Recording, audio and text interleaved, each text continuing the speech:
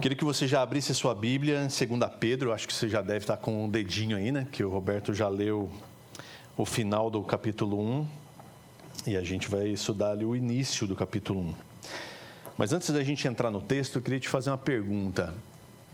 Como é que você conheceu Jesus? De que forma você conheceu Jesus?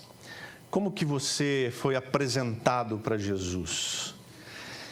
Que jeito que Jesus entrou na sua vida e como é que a sua vida com Cristo se iniciou? Você consegue se lembrar disso? Talvez você pode pensar assim, e aí talvez a gente tenha uma infinidade de histórias aqui, né? Você pode pensar que foi num dia que você atendeu um apelo num culto. Um culto evangelístico, aí você foi lá para frente, ou levantou sua mão, ou recebeu uma oração e você entende que a partir dali a sua vida com Jesus iniciou-se. Ou você pode se lembrar de alguém que falou do evangelho para você, alguém que pregou para você ou na sua casa, em algum lugar, ou em algum evento evangelístico, de repente você ouviu de Jesus e a partir daquele dia você então iniciou sua caminhada com Cristo.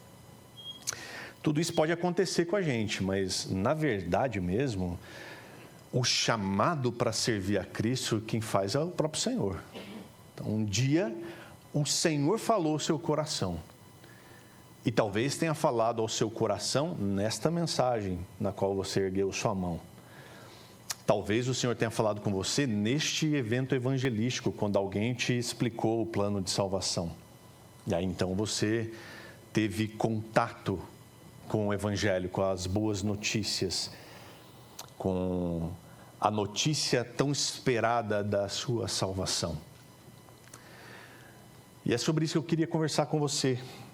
Eu queria que ao final dessa mensagem você tivesse confirmado no seu coração o chamado, a vocação que Deus tem para mim e para você, como discípulos de Jesus, como de fato alguém que segue Jesus de verdade. Então, que em nome de Jesus, ao final desse culto, a gente possa se abraçar ali na saída, como dois irmãos em Cristo, que de verdade entendem que são vocacionados pelo Senhor, que são chamados pelo Senhor, para viver essa nova vida em Cristo Jesus. E viver essa nova vida em Cristo Jesus, ela tem algumas características que o texto vai mostrar para nós. Então, a segunda carta de Pedro, ela foi escrita num momento de muita tensão da igreja, onde a igreja vivia muita perseguição. Ela foi escrita um pouquinho antes da morte do próprio Pedro. Pedro estava preso e ele certamente seria executado logo em seguida. Então, é provável que essa carta tenha sido escrita nos últimos tempos de vida do apóstolo Pedro. E então o cristianismo estava enfrentando essas perseguições. E não eram só perseguições de pessoas externas ao evangelho, à igreja, mas também tinha um problema sério aqui, e que Paulo também enfrenta, dos falsos mestres, que tentavam colocar para a igreja um evangelhozinho mais açucarado, um evangelho mais assim, enfeitadinho, mais palatável, mais gostosinho de ouvir, né? E é interessante porque tudo isso ainda acontece, tudo isso ainda persiste. Nós vivemos num tempo onde a igreja continua sendo perseguida, há cristãos no mundo, acredite você ou não, há cristãos no mundo sendo mortos por causa da sua fé. E existem falsos mestres que tentam enfeitar o evangelho para tornar o evangelho mais palatável para se ouvir e para se aceitar. Só que o evangelho, como eu disse alguns domingos atrás, ele não é muito popular.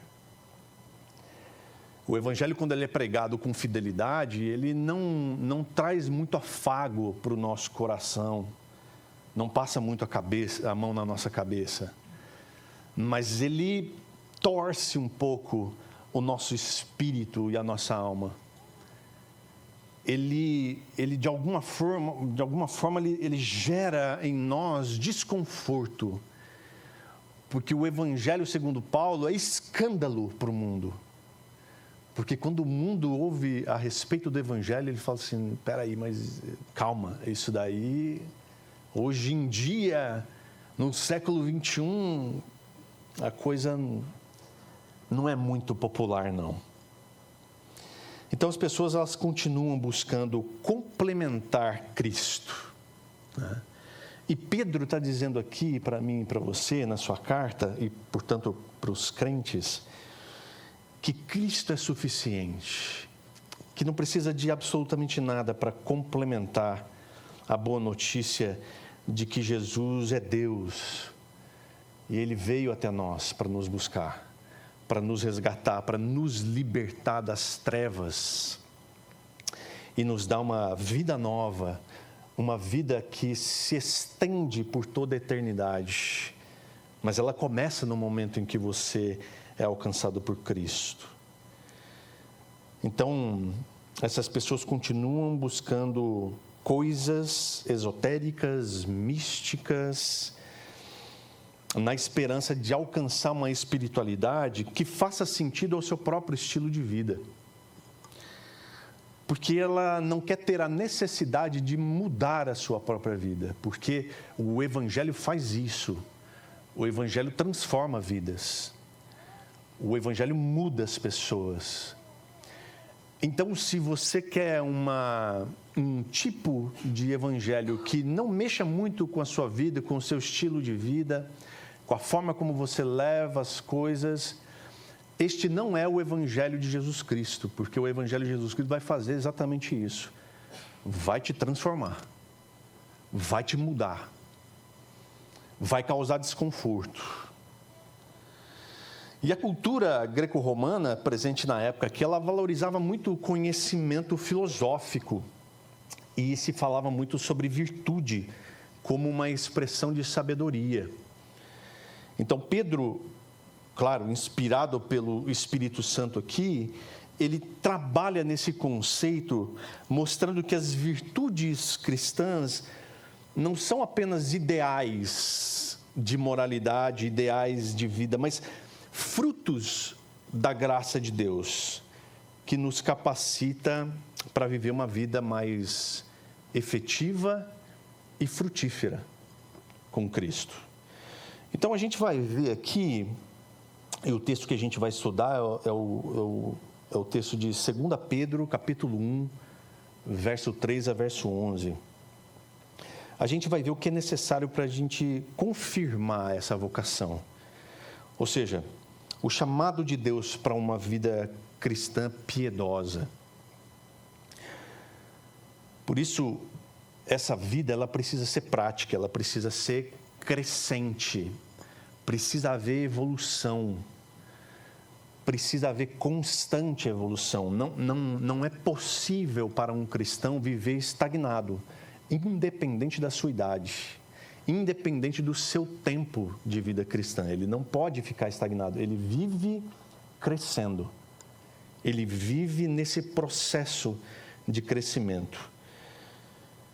Então eu queria ler com você 2 Pedro, capítulo 1, verso 3 até o 11, que diz assim: pelo poder de Deus nos foram concedidas todas as coisas que conduzem à vida e à piedade, pelo pleno conhecimento daquele que nos chamou para a sua própria glória e virtude. Por meio delas, Ele nos concedeu as suas preciosas e muito grandes promessas, para que por elas vocês se tornem coparticipantes da natureza divina, tendo escapado da corrupção das paixões que há no mundo. Por causa disso, concentrando todos os seus esforços, acrescentem à fé que vocês têm a virtude o conhecimento, ao conhecimento o domínio próprio, ao domínio próprio a perseverança a piedade, a piedade a fraternidade o amor. Porque essas qualidades, estando presentes e aumentando cada vez mais, farão com que vocês não sejam nem inativos, nem infrutíferos no pleno conhecimento do nosso Senhor Jesus Cristo. Pois aquele que não tem estas coisas é cego, vendo só o que está perto, e se esqueceu da purificação dos seus antigos pecados. Por isso, irmãos, procurem com empenho cada vez maior confirmar a vocação e a eleição de vocês, porque fazendo assim, vocês jamais tropeçarão, pois desta maneira é que lhes será amplamente suprida a entrada no reino eterno do nosso Senhor e Salvador Jesus Cristo. Pai, em nome de Jesus, abra, Senhor, os nossos ouvidos para que a gente possa ouvir a Tua palavra, porque é pelo ouvir da Tua palavra que nós temos fé. E Pai, abre o nosso entendimento nessa manhã, Senhor, que a Tua palavra possa de verdade causar transformação em nós. Esse é o nosso desejo, a nossa oração. Amém, Senhor. A primeira coisa, então, que a gente percebe aqui, nos versos 3 a 4, é que existe uma fonte dessa vida piedosa, né? A vida cristã, ela não depende do esforço humano isolado. Ou seja, eu não consigo ter essa vida cristã, que eu estou falando aqui desde o início, com base somente no meu esforço, com base somente no meu empenho. Mas a vida cristã depende da graça que emana do conhecimento de Deus.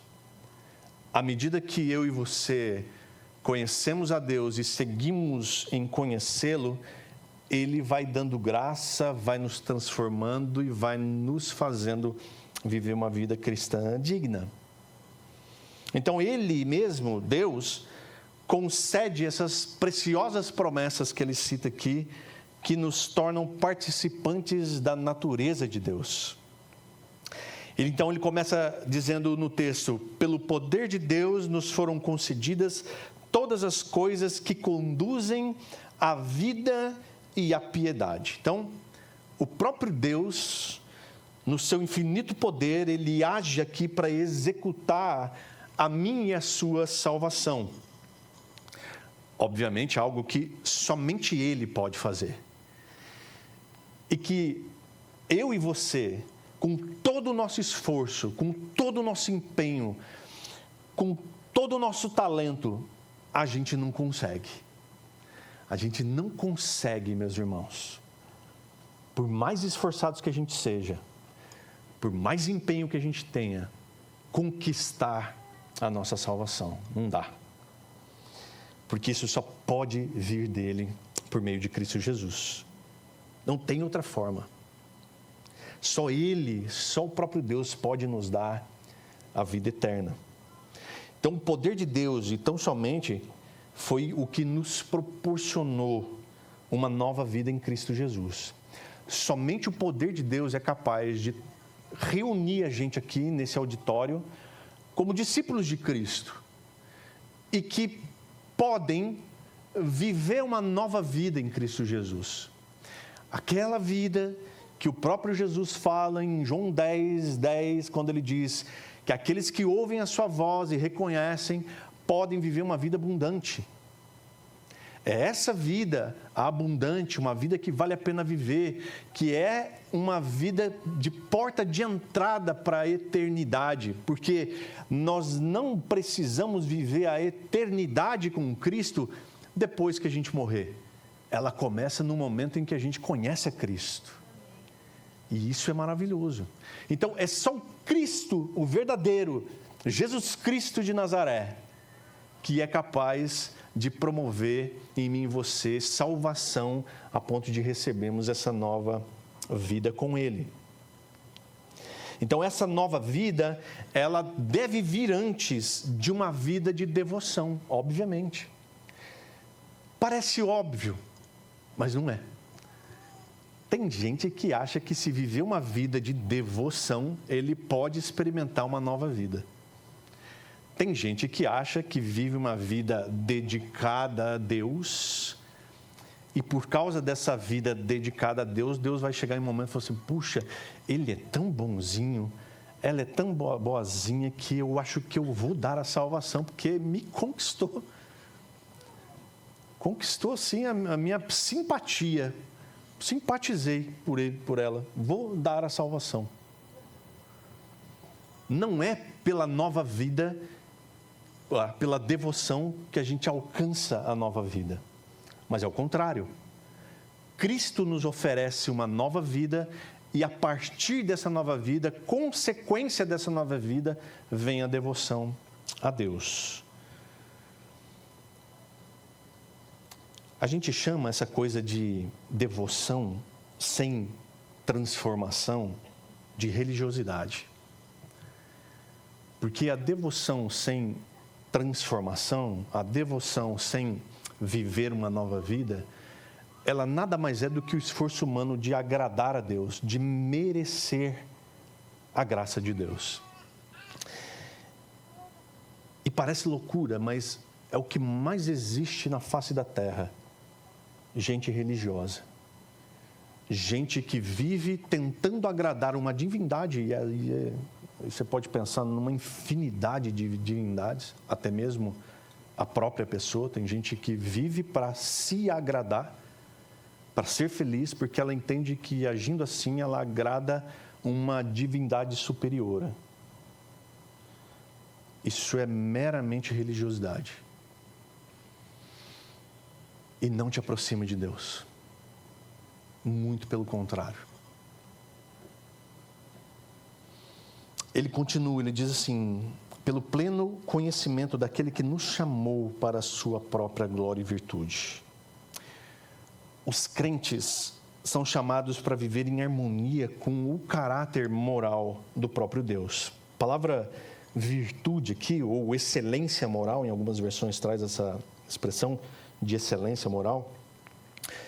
Essa expressão era usada pelos escritores gregos para descrever a soma de todas as qualidades de um caráter legal, de um caráter saudável. Então, alguém que parecia ter um caráter saudável, era dito que essa pessoa tinha virtudes, tinha uma excelência moral.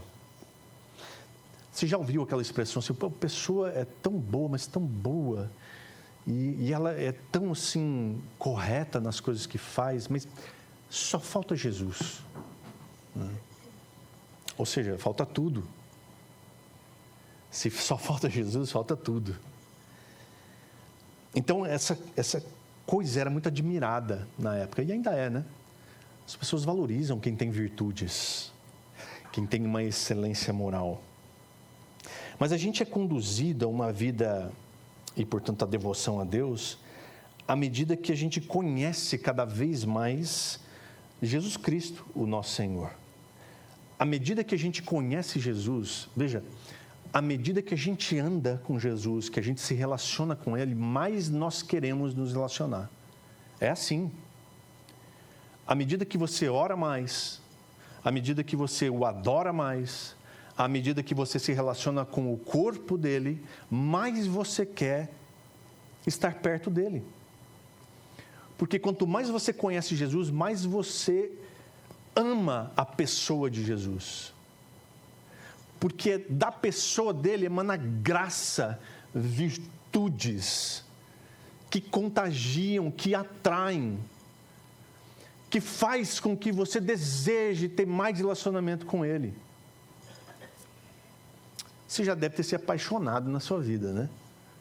Você lembra que quando você se apaixonou pela sua esposa, pelo seu esposo, quanto mais tempo você passava com ele no namoro ou com ela, mais você queria passar esse tempo, tanto é que chegou uma hora que você falou assim, não dá mais, eu tenho que casar com ela.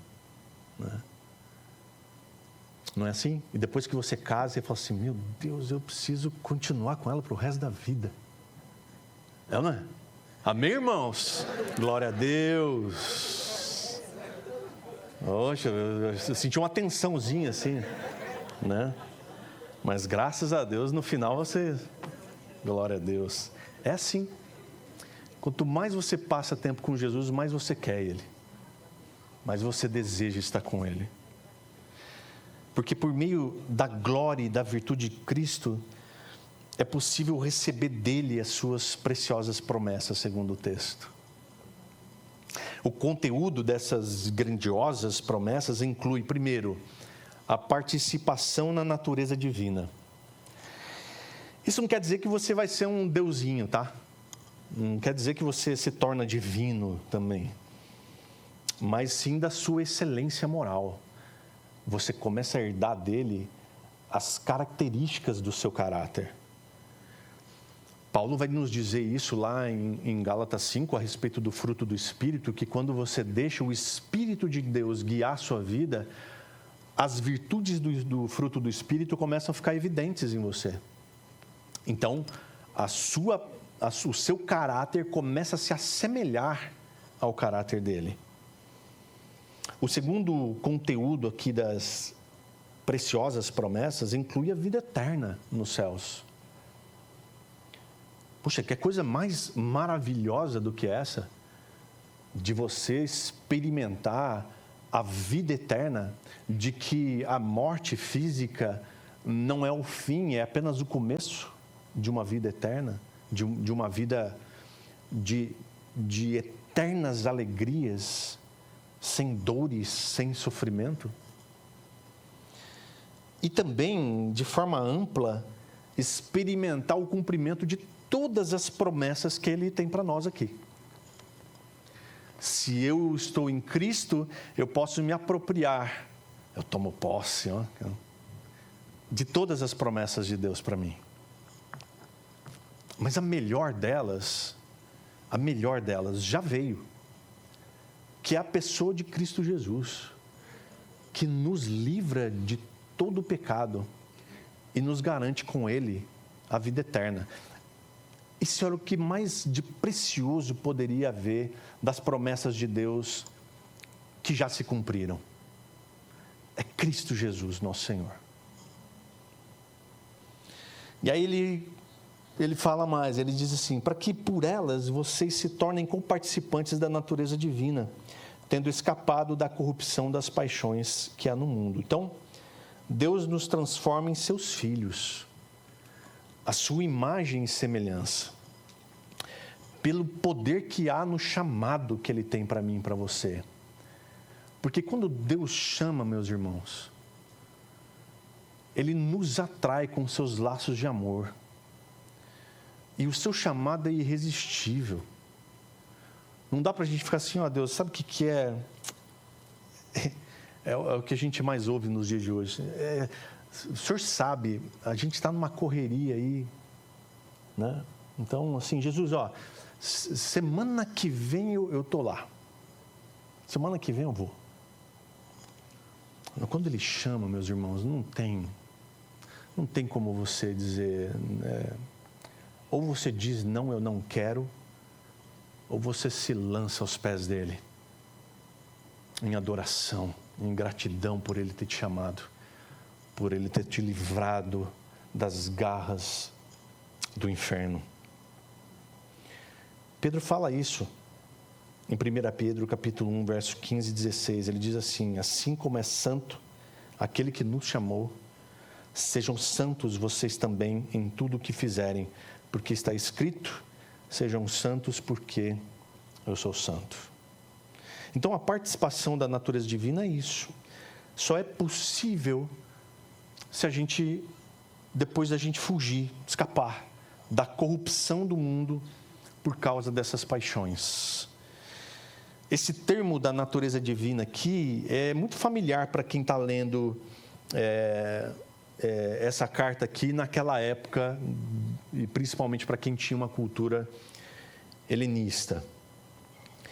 Porque ajuda a compreender a ideia da transformação à imagem de Cristo, da divindade de Jesus.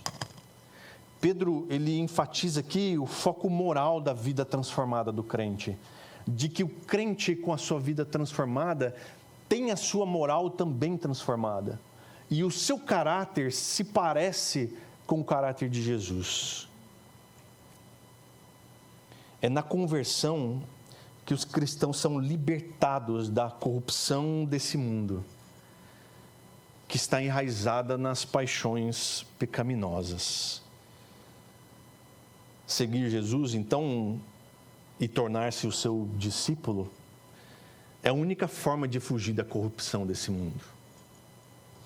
É a única forma da gente resistir essas paixões, que nada mais são do que desejos egoístas por prazer. De ter prazer. De ter a tão sonhada alegria a todo custo. Então, em vez de buscar força apenas em técnicas, em fórmulas, o cristão ele é chamado a confiar na suficiência de Cristo. Isso nos liberta da escravidão do pecado e nos capacita, meus irmãos, a viver com um propósito e santidade no cotidiano, no dia a dia. É daquela porta para fora. Seja no trabalho, seja na família, seja em cada decisão pessoal que a gente tem para tomar. A segunda coisa muito importante, a gente vê nos versos 5 a 7, é que existe uma escada aqui das virtudes. Pedro ele faz uma listinha de coisas. Pedro ele apresenta aqui uma progressão espiritual, como se fosse uma escada mesmo, que a gente sobe degrau por degrau. Porque cada degrau aqui acrescentado complementa o anterior. E nos faz ter uma escalada espiritual. Ele começa dizendo assim, lá no verso 5, por causa disso, concentrando todos os seus esforços. Então Pedro está agora exortando a todos os cristãos a não meramente confessarem a sua fé em Cristo, a não só da boca para fora dizer, ok, eu creio em Jesus Cristo como Senhor, mas viverem como Ele ensinou. Então o que Pedro está dizendo aqui é o seguinte, olha, o discurso é muito legal, é muito bonito, a forma como vocês falam é show de bola, mas precisa viver isso na prática. A prática da vida cristã precisa estar evidente, precisa começar a aparecer. O discurso está legal, mas precisa alinhar discurso e ação. Precisa alinhar o discurso ao seu testemunho de verdade, de fé. Né? Mas isso demanda esforço, demanda dedicação de todo crente. Não vem por download. Você não conecta um cabo ali, faz um download de um aplicativo de santidade, de vida cristã. E aí você, a partir de agora, aciona aquele aplicativo lá e vive vida cristã. Não é assim. Não vem também de assistir um culto todo domingo e de ouvir um bom sermão todo domingo, mas de ouvir e aplicar, de colocar em prática na semana e dizer, bom, aquilo que eu aprendi no domingo faz sentido para aplicar no meu dia a dia, no meu trabalho, na minha vida, na minha família, com os meus amigos, com tudo que me cerca. Então veja que precisa de esforço meu e seu para que a prática do Evangelho aconteça. Então não adianta a gente ter esse belo discurso religioso se as nossas atitudes mostram coisa diferente. E meus irmãos, isso cansa. Essa coisa de falar do Evangelho para alguém dizer assim, mas na igreja tem muita hipocrisia. Porque eu conheço um crente que lá na igreja, mas no trabalho, ele trapaceia, ele engana as pessoas, ele é um mau caráter.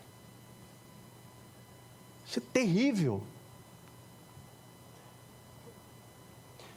E cabe a nós, meus irmãos, que estamos aqui, lendo esse texto, meditando nessa palavra, mudar esse quadro.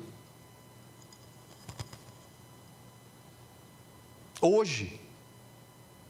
É o que a Ana leu para nós aqui de Josué. Hoje a gente precisa tomar uma decisão de confirmar a vocação que Deus tem para nós. Tiago capítulo 2, versos 14 a 17, diz que a fé, ela precisa vir acompanhada de obras, não é? O que quer dizer que a fé precisa mostrar resultado. Ah, você é crente? Muito bom. Deixa eu ver o que você faz aí. Como é que é as suas ações, as suas atitudes? Como é que você trata os seus funcionários? Como é que você trata a sua esposa? Como é que você trata o seu esposo? Você é crente mesmo? Deixa eu ver as obras da fé que você tem em Jesus Cristo, se está fazendo diferença na sua vida. Tiago fala de ver a necessidade do outro e agir para atender. Ele fala que se você vê uma pessoa que passa fome e diz, puxa vida, olha, está passando fome, não tem roupa para vestir, olha, vou orar por você, vá em paz, vê se alimenta bem, olha, se aquece, viu, porque está meio friozinho.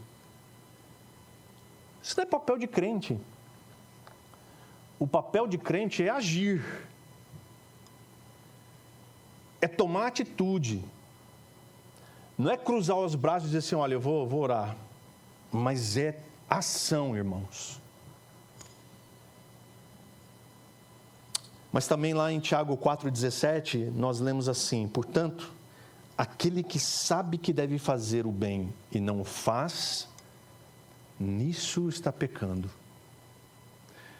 É pecado você saber o que você tem que fazer e não fazer. Então, fazer o bem pode ser bem abrangente aqui. Então, o que é que você sabe que você tem que fazer e você não tem feito? Aí, deixando a coisa mais abrangente ainda, quem é que você sabe que você deve ser, que você não está sendo? Então, os esforços, meus irmãos, eles devem ser em acrescentar à fé algumas coisas que ele vai dizer a seguir.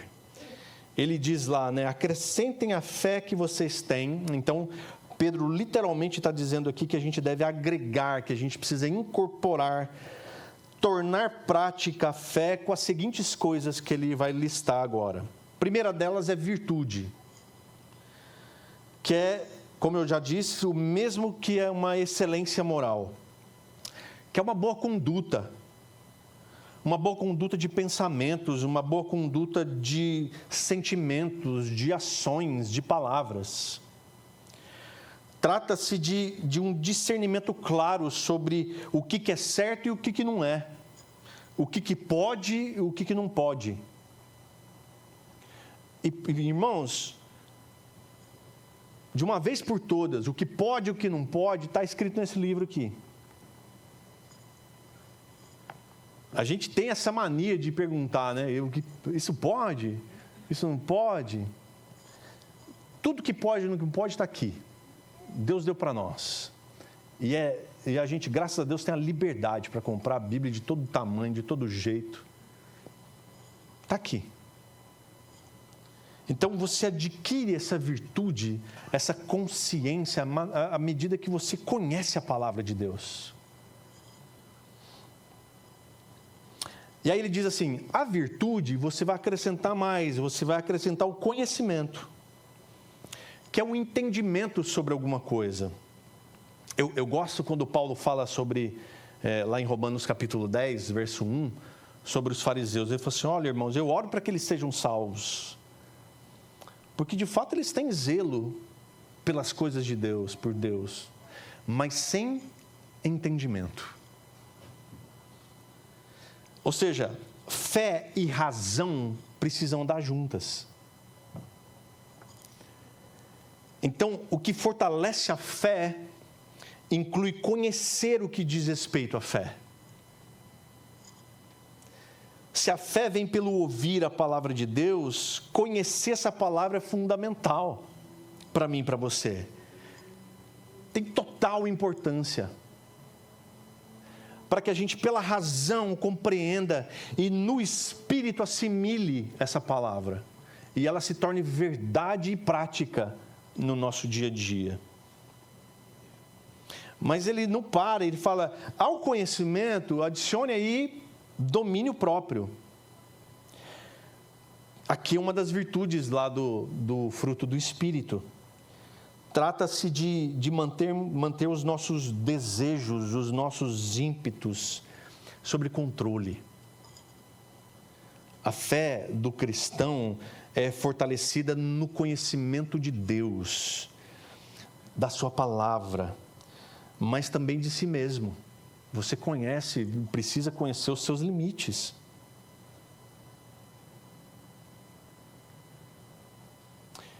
Se eu e você amamos a Cristo, nós precisamos nos conhecer e nos render a Cristo, para que o domínio próprio seja uma das nossas virtudes, uma das nossas marcas, para que a gente tenha condições de vencer as tentações, de controlar o nosso ímpeto. Ao domínio próprio, acrescente a perseverança, que é a característica de quem não desvia do seu propósito. Também é uma virtude do fruto do Espírito, né? E lá aparece como longanimidade, ou seja, paciência. Qual é o seu propósito? Você tem tido paciência para aguardar aquilo que Deus tem para você de verdade? A perseverança adicione a piedade, que é devoção a Deus. Quantos achavam que piedade significava uma pessoa piedosa era alguém bonzinho, assim? Aquela pessoa bondosa, amorosa, né? Claro, porque ser piedoso é ser alguém devoto a Deus. E se você é devoto a Deus, logicamente você vai ser bonzinho, não é? Você vai ser amoroso. Você vai ter domínio próprio. Você vai ter virtudes. Então, a palavra piedade aqui, ela significa ter reverência, ter respeito e fidelidade a Deus. É servi-lo de modo que todas essas coisas que a gente viu até aqui possam ser acrescidas à nossa fé e nos permita ter um relacionamento mais profundo com Ele. É intencional do meu coração buscar a Deus de tal maneira que essas coisas sejam adicionadas à minha fé e que essas virtudes comecem a ficar evidentes no meu caráter. A piedade adicione a fraternidade. Uma vez que nós estamos crescendo em maturidade de fé, acrescendo então excelência moral, conhecimento, domínio próprio, perseverança, devoção a Deus, o resultado de tudo isso é que a nossa relação com os nossos irmãos em Cristo se dá através da fé. Se torna cada vez mais envolvente com eles. Ai, mas ele é tão difícil. Mas pela fé, pelo domínio próprio, pelas virtudes que o Senhor está gerando, você vai conseguir enxergar o seu irmão com graça e misericórdia, como Cristo enxergou. E aí você vai poder relevar os defeitos do seu irmão, porque não quero te dar assim, não quero ser aquela pessoa estraga prazeres, né? Mas o seu irmão aí do seu lado, que está hoje cheirosinho, bonitinho, bem vestido, tem defeitos. Tem. Não parece, mas tem. Se você andar com ele um pouquinho mais de perto, você vai enxergar. Mas se você tiver as virtudes do Espírito Santo atuando na sua vida, você vai vê-lo e vai ver os defeitos com graça e misericórdia. Não é com dó, é graça e misericórdia. Entendendo que ele é tão pecador quanto você. Então, se não há no nosso coração desejo de se relacionar com os irmãos da fé, existe um problema. E não é com os irmãos da fé. Existe um problema com você, de crescimento espiritual, de amadurecimento. E por último, ele diz para acrescentar à fraternidade o amor. O amor coroa todos esses componentes que formam essa escada da fé em nossa vida. O amor de Deus, ele deve ser sem impor condições. Você deve amar a Deus também sem impor condições, dizer, puxa, eu amo a Deus desde que Ele me abençoe. Está tudo indo muito bem, então, legal, eu continuo amando a Deus. E quando as coisas vão mal? A gente precisa continuar amando a Deus como Deus. E amar a Deus como Deus significa que Ele detém todo o controle, toda a autoridade. Se está tudo bem ou se está tudo mal. Então, no dia a dia, isso se traduz em atitudes como de amar a Deus, como Ele deve ser amado, com dedicação, com disposição. Tem a ver com amar o outro, perdoando quem te ofende, mantendo a calma nos momentos de estresse, buscando sabedoria antes de agir e cultivando relacionamentos saudáveis. E agindo dessa forma, amando a Deus, amando o outro, certamente Deus vai confiar a nós a sua missão, que é de servir esse mundo com a pregação do Evangelho, com a proclamação das boas novas. A terceira coisa que a gente aprende aqui, nos versos 8 a 9, é sobre os frutos dessa virtude. Então, a presença e o crescimento dessas virtudes aqui que ele acabou de listar, tornam o cristão mais efetivo na sua obra, mais frutífero. Então, a ausência dessas coisas revela cegueira espiritual e esquecimentos da purificação dos pecados. Olha só que grave.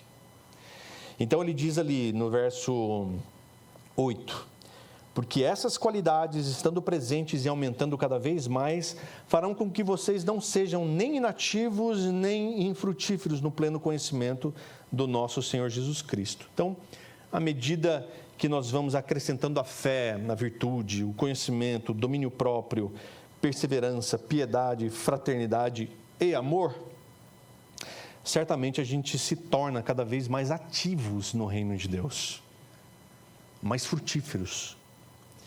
Então, mas veja que essas qualidades aqui, elas precisam estar presentes, e não só estar presentes, elas precisam aumentar na vida do crente. O Wiersbe diz que a prova de que o indivíduo é salvo não é a sua profissão de fé, mas o seu progresso na fé. A prova de que ele é salvo é que ele continua crescendo em fé, que ele continua amadurecendo. Percebe isso, irmãos? De que é muito fácil a gente anunciou o batismo, é muito fácil você chegar lá diante de uma piscina e dizer, irmãos, eu creio em Jesus Cristo. Você ser mergulhado, porque nem o trabalho de mergulhar você tem, né? A gente faz isso ali. Mergulha você, traz de volta, pronto, beleza, está tudo resolvido. Mas se não houver progresso nessa fé, se não houver amadurecimento, se não houver crescimento, esse crente ele não tem saúde espiritual. Porque todo ser vivo, saudável, cresce. Então o progresso na fé é sinal de salvação. Como é que você sabe que alguém é salvo? Se você vê ele crescendo espiritualmente. Então, espera-se do cristão um modelo para toda a vida, não é só para o início, para quando ele é recém-convertido, mas é para toda a vida, de crescimento no caráter, de crescimento na sua conduta, de crescimento espiritual, porque essa é a chave para uma vida frutífera. Por outro lado, o conhecimento de Cristo é inativo e infrutífero se não for acompanhado de uma vida que exibe cada vez mais as qualidades que ele mencionou ali. Então veja que mostramos aqui que o conhecimento de Jesus, ou seja, conhecer Jesus, quando essas qualidades começam a ficar evidentes em nós, e quando essas qualidades aumentam, é sinal de que a gente cada vez mais conhece Jesus. O Hernandes Dias Lopes, ele diz que não basta ter luz na cabeça, ou seja, o conhecimento das coisas de Deus. É preciso ter fogo no coração e obras que abençoam o próximo e glorificam a Deus. Quem pensa que o Hernandes é presbiteriano, ele é pentecostal. Ter fogo no coração. Pois aquele que não tem essas coisas, diz o texto, é cego, vendo só o que está perto e se esqueceu da purificação dos seus antigos pecados. Então, aqui, ele diz que aquele que não possui as qualidades que ele lista ali, revelam cegueira espiritual. E o fato de que as pessoas sejam improdutivas e inoperantes para o reino de Deus.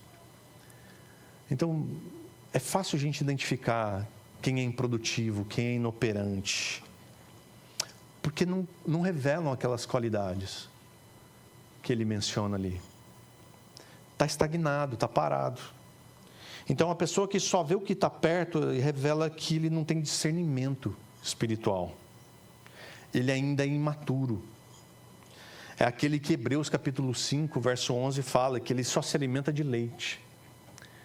Porque preciso ainda pregar os princípios elementares da doutrina de Cristo. Não dá para oferecer para ele alimento sólido. Você ainda precisa dizer para ele o que é certo e o que é errado. Você ainda precisa teimar com ele que você tem que estar aqui no domingo junto com a gente.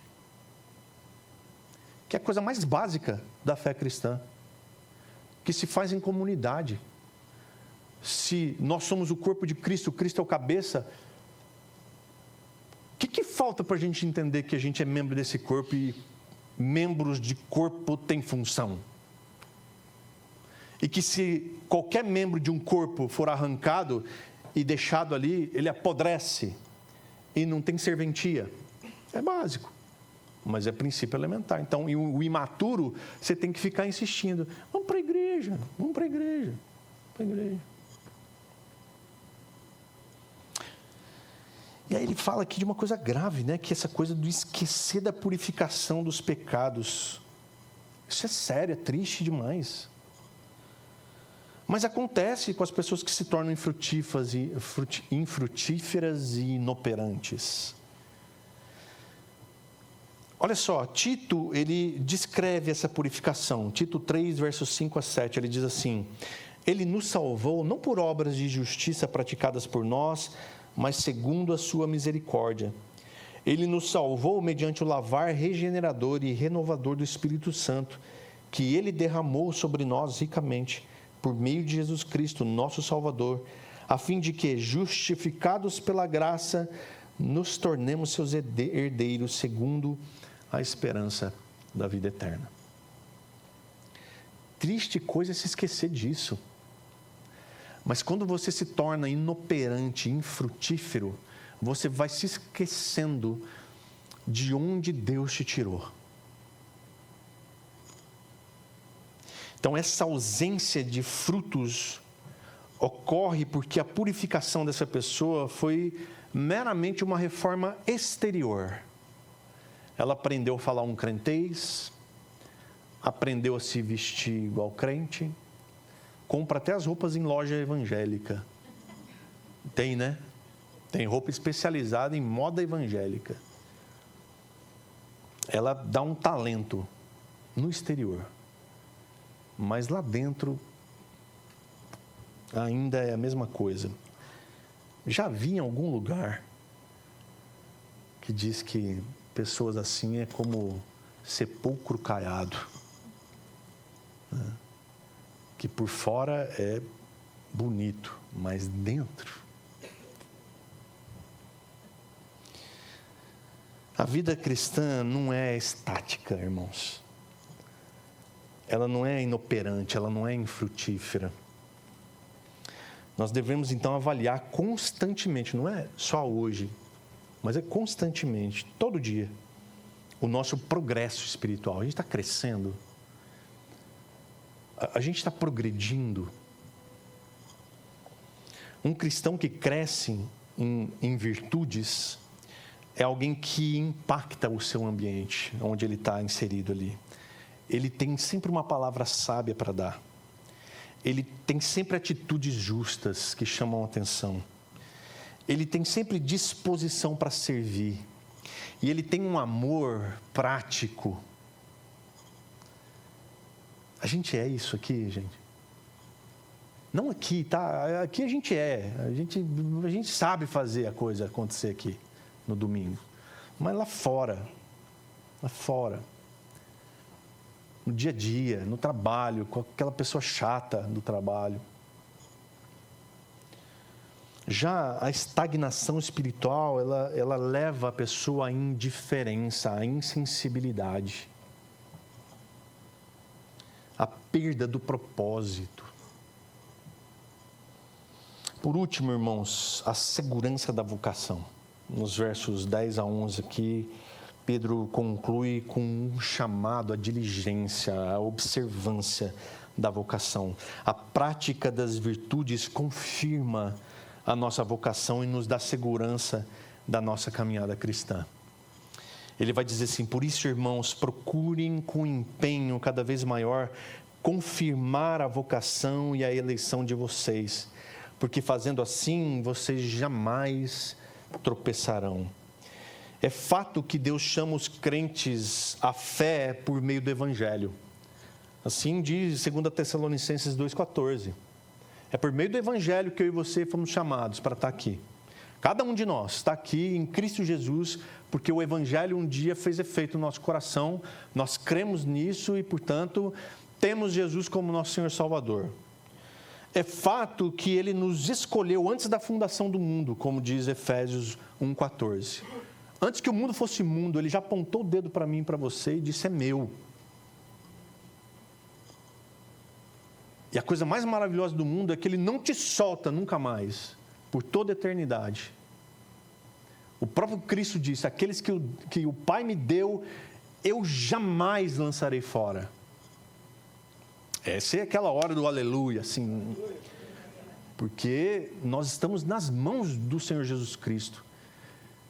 E se o que Ele diz é verdade, e é, se eu e você estamos nas mãos dEle, Ele não solta. Então isso aí é motivo de um aleluião. Então, a graça de Deus na salvação aqui, meus irmãos, ela não pode ser tomada como algo natural, automático. O crescimento mencionado aqui nos versos 5 a 7 dá ao crente a confiança de que Deus realmente me chamou e te chamou. Você está vendo essa evolução na sua própria vida? Então tenha certeza, descanse no Senhor, se é dele. Não está tendo essa evolução? Começa a orar aí: Deus, me ajuda a experimentar isso na minha vida, me ajuda a viver isso de verdade. Então a ordem aqui é para que o crente se empenhe, ou seja, que ele trabalhe com dedicação para que a vocação seja confirmada por meio de uma vida piedosa. De novo, não vem de uma forma aleatória, mas vem de uma vida dedicada a Deus. Uma vida de devoção é uma vida que requer de mim e de você arregaçar as mangas e servir esse Deus de verdade. Então, o cristão tem a responsabilidade de se esforçar para se tornar mais santo. Não é função do pastor tornar você mais santo. A minha função é trabalhar para que eu seja mais santo. Para isso eu preciso ter uma devoção a Deus, caprichada, oração e leitura da palavra. E a minha função é equipar você para isso, para que você ensine outras pessoas a mesma coisa. Então, quando o cristão ele atende essa responsabilidade de se esforçar para se tornar mais santo, ele passa a desfrutar da certeza da salvação. E, portanto, os tropeços se tornam cada vez mais raros. Já ele vai ter mais resistência. Ele vai conseguir detectar algo que não cheira bem. Ele vai falar assim, eu não me meto nisso aí não. Eu não quero nem saber disso. Porque isso não tem nada a ver com quem eu sou em Cristo. Não é que ele, não, eu não posso. Não, eu não quero, porque isso não tem nada a ver com quem eu sou em Cristo.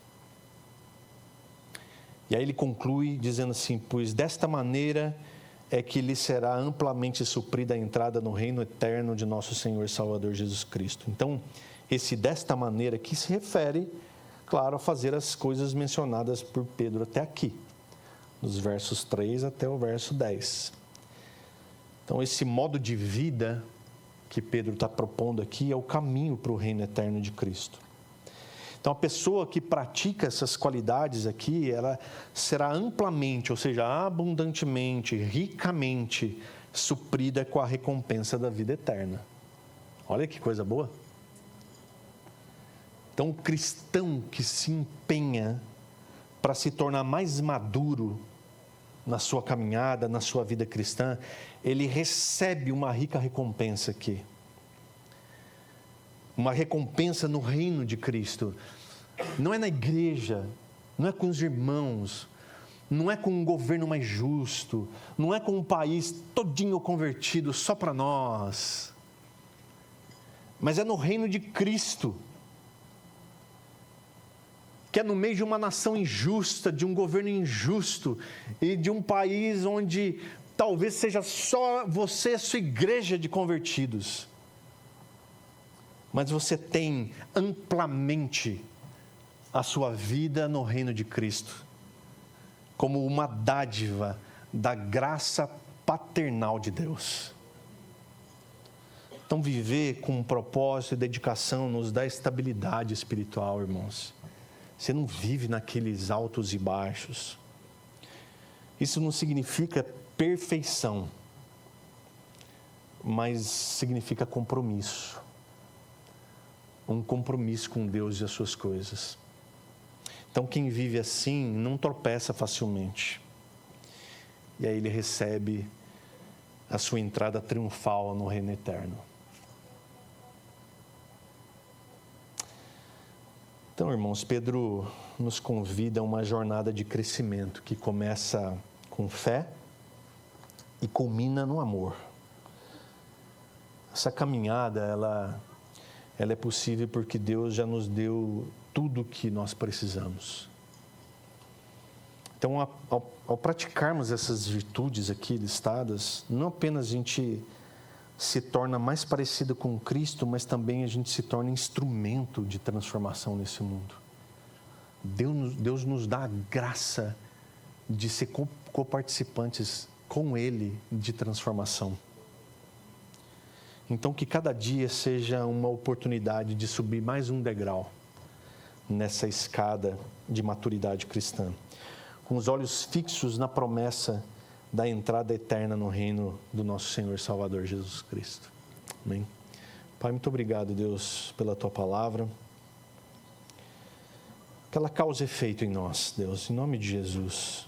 Em nome de Jesus, que haja corações aqui dispostos e sedentos para receber a Tua palavra e colocá-la em prática. Pai, em nome de Jesus, Deus, em nome de Jesus. Que durante essa semana, Senhor, o Senhor evidencie para nós claramente o quão importante esses elementos que a gente acabou de ler aqui, dessa escada espiritual. E que em nome de Jesus, Pai, isso seja uma realidade na nossa vida. Em nome de Jesus.